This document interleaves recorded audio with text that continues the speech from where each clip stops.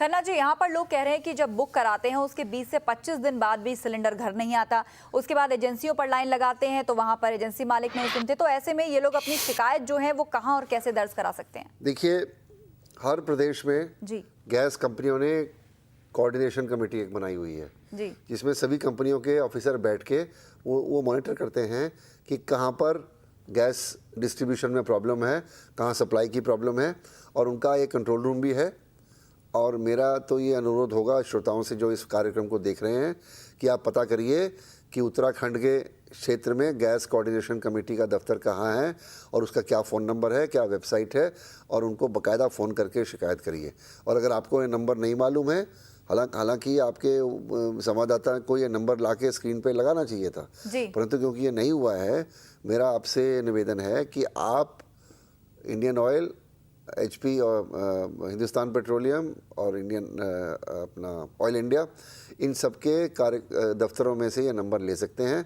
और अगर आपको नहीं मिल रहा है तो राष्ट्रीय उपभोक्ता हेल्पलाइन है जिसमें आप टोल फ्री नंबर पे फ़ोन करके पूछ सकते हैं कि भाई इसकी शिकायत हम कहाँ कर सकते हैं। और उसका नंबर नोट कीजिए, नंबर है 420 पे भारी 1811 4000, 9:30 और 5:30 के बीच में आप फ़ोन करके यदि उपभोक्ता समस्याओं के बारे में कोई प्रॉब्लम, गैस सिलेंडर की प्रॉब्लम हो या कोई और हो, लेना चाहेंगे तो ये मुफ्त जानकारी दिल्ली यूनिवर्सिटी के प्रांगण से नेशनल कंज्यूमर हेल्पलाइन जो चल रही है आपको मुफ्त में देगी।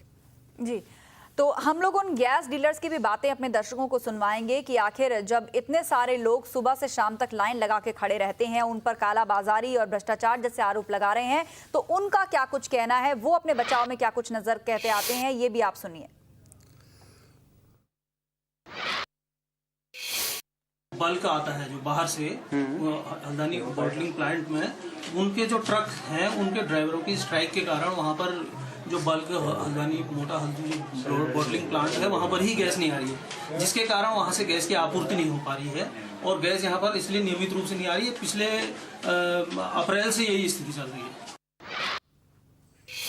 तो यहाँ पर साफ तौर पे बहाने बनाते नजर आते हैं, कहते हैं पीछे से ही गैस की सप्लाई पूरी तरह से नहीं आ रही है और जो रास्ते हैं वो खराब हैं, कहीं हाईवे पर फंसने का यहाँ पर हवाला देते हैं तो किसी प्रकार की अलग अलग तरह की दलीलें देते हैं जिन पर विश्वास करना बेहद मुश्किल है। दानिश खान हमारे संवाददाता रामपुर से हमारे साथ फोन लाइन पे। दानिश, रामपुर में इस वक्त क्या हाल है?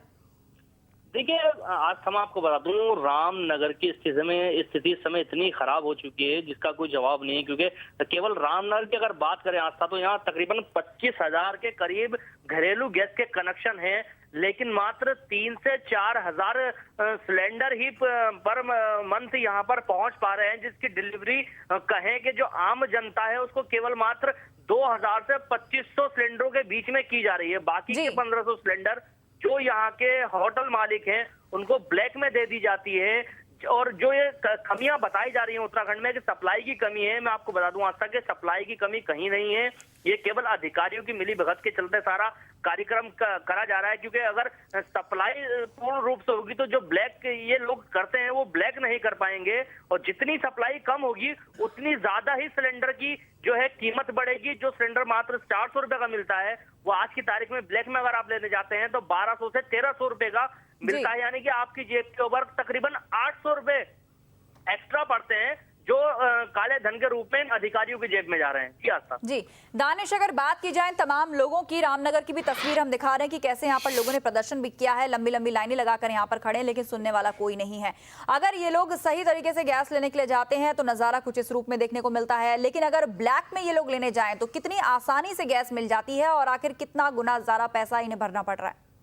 देखिए, आज तो मैं आपको बता दूं कि गैस एजेंसी के सामने वाले दरवाजे पर ये लोग खड़े होकर के भीड़ लगा करके खड़े रहते हैं, लेकिन इनको आसानी से सिलेंडर नहीं मिल पाएगा। अगर हाँ उसी तरह से ये गैस एजेंसी के पीछे जाकर के जो ये यहाँ के जो कर्मचारी हैं उनके किसी संपर्क सूत्र यानी कि उनके जो दलाल हैं उनसे संपर्क करें तो उनकी जेब पे 800 रुपए एक्स्ट्रा पड़ेंगे, 1200 रुपए के करीब एक सिलेंडर इनको मिलेगा। तो ये आसानी से जाएं, तुरंत वहां से एक सिलेंडर उठाएं और अपने घर लेकर आ सकते हैं। जी हाँ सर। दानिश, प्रशासन ने अभी तक कालाबाजारी रोकने के लिए क्या कार्रवाई की है? क्या कुछ छापेमारी या फिर प्रशासन के कानों तक शिकायतें तो जरूर पहुंची होंगी, कुछ किया है अभी तक? देखिए, आज मैं आपको बता दूं, समय समय पे ये शिकायतों के जब अंबार लग जाते हैं, शिकायती पत्र जब यहाँ एसडीएम कार्यालय में, डीएम कार्यालय में जमा हो जाते हैं सैकड़ों हजारों की तादाद में, तब जाकर के एक छोटी सी कार्रवाई की जाती है। इक्का दुक्का जो सप्लाई करने वाले हैं छोटे मोटे लोग, उनको पकड़ करके ये एक दो सिलेंडर दिखा करके अपनी खाना पूर्ति कर देते हैं। लेकिन जो सही मायने में जो ब्लैक कर रहे हैं, जो होटल मालिक है, तकरीबन यहाँ बात करें केवल रामनगर की, तो यहाँ पर 150 से भी अधिक रिजॉर्ट हैं और होटल्स हैं, जिनके अंदर तकरीबन हर रिजॉर्ट में 3 से 4 सिलेंडर आपको ब्लैक में मिलेंगे। यानी कि मान लीजिए कितने सिलेंडर एक्स्ट्रा रोज के यहाँ से निकलते होंगे। उनको पकड़ने के लिए किसी भी एक होटल में आज तक कोई भी छापेमारी नहीं की गई है। जी, शुक्रिया दानिश तमाम अपडेट के लिए। तो रामनगर से हमारे संवाददाता दानिश खान बता रहे थे कि प्रशासन पूरी तरीके से सोया हुआ है, उसकी नाक के नीचे कालाबाजारी चल रही है और इस प्रकार से कमर्शियल यूज के लिए तमाम सिलेंडर दिए जा रहे हैं, लेकिन अभी तक छापेमारी करके कुछ खास सफलता यहां पर हाथ नहीं लगी। हमारे साथ लगातार खन्ना साहब जुड़े हुए हैं, कंज्यूमर एक्टिविस्ट हैं। खन्ना जी, यहां पर अगर बात की जाए तेल कंपनियों की, जिनके ऑथराइज डीलर राज्य भर में हैं, तो क्या इन लोगों के पास कोई व्यवस्था नहीं होती कि जाकर चेक करें कि डीलर सही तरीके से काम कर भी रहा है या नहीं कर रहा है? ऑयल कंपनीज ने अपनी व्यवस्था बना रखी है जी, और वो व्यवस्था ये है कि हर प्रदेश में एक ऑयल कोऑर्डिनेशन कमेटी है, जिसमें जितनी भी कंपनियां गैस सप्लाई करती हैं उनके नुमाइंदे बैठते हैं, उनका दफ्तर है, उनका टेलीफोन नंबर है, उनकी वेबसाइट के ऊपर आपको डिटेल मिलेंगे। और जब आप कंप्लेन करते हैं, अपना कंज्यूमर नंबर देते हैं और फलाना डीलर है आपका, वहाँ से आपको नहीं मिली है, तो वो कार्रवाई उनको करनी पड़ती है। तो इसीलिए एसडीएम के पास शिकायत करने की बजाय, क्योंकि एसडीएम भी उन्हीं कमेटी को बोलेगा, तो सीधा आप ऑयल कंपनीज के बड़े अधिकारियों को, उनके कोऑर्डिनेशन कमेटी के अफसरों को लिख के शिकायतें करिए। और हल्ला बोलना है तो वहाँ बोलिए आप, क्योंकि जिन लोगों के हाथ में ताकत है सही करने की, उन पे हल्ला बोलिए, उनके खिलाफ मुजाहरा करिए, उनके खिलाफ शिकायत लिखिए। अब उत्तराखंड सरकार तो केवल उन पर कार्रवाई कर सकती है जो ब्लैक में बेच रहे हैं। और इसी मौके पर मेरा ये सोचना है कि इस समय जो भी सिलेंडर बिक रहे हैं वो सब्सिडाइज रेट पे बिक रहे हैं।